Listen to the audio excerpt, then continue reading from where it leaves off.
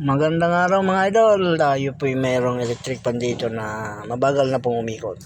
So, kailangan lang nating palitan ng capacitor.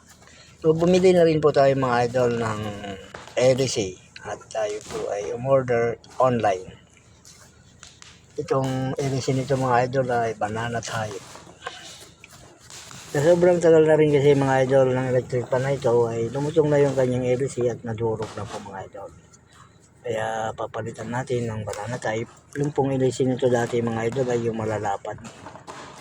Mga idol, mag-unbox lang po tayo at atin na pong isusukat kung tama ba itong ating na-order na LC ng electric pan. Ito mga idol ay universal naman. Siguro palagay ko kasya ito, kasya.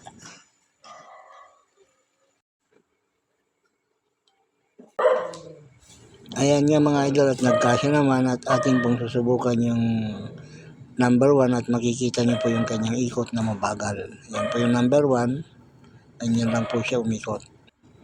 Ayan nga po yung number 3 mga idol. Ayan po yung number 3 mga idol. Medyo pwede pang pagtyagaan. Ngunit parang naamoy ko mga idol, parang may sunog. May diferensya pa yata yung motor mga idol. Parang nangangamoy sunog mga idol.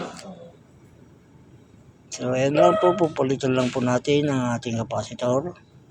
Putulin natin yung dalawang wire.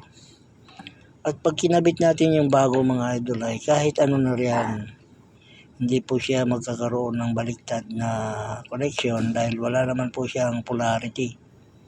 So kahit alin dyan ang ikabit nyo na wire ng bagong capacitor ay hindi po yan magkakabaliktad. Atin lang pong ilagay yung tornilyo ng capacitor para atin na pong masubukan kung bibilis ba yung andar ng ating number 1. Pag okay na yung number 1 mga idol, okay na yan. Hanggang number 3 na yan, malakas na yan. Ayan mga idol, yung number 1, okay, mabilis na mga idol. Mabilis na yung ikot. So, okay na po siya mga idol. So, yung kwan na lang siguro ito mga idol, yung motor dahil nga po may nangangamoy sunog na siya. Maaaring yung motor po nito mga idol ay may nabalitan.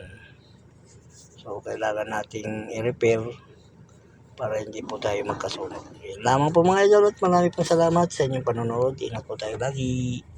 Bye-bye.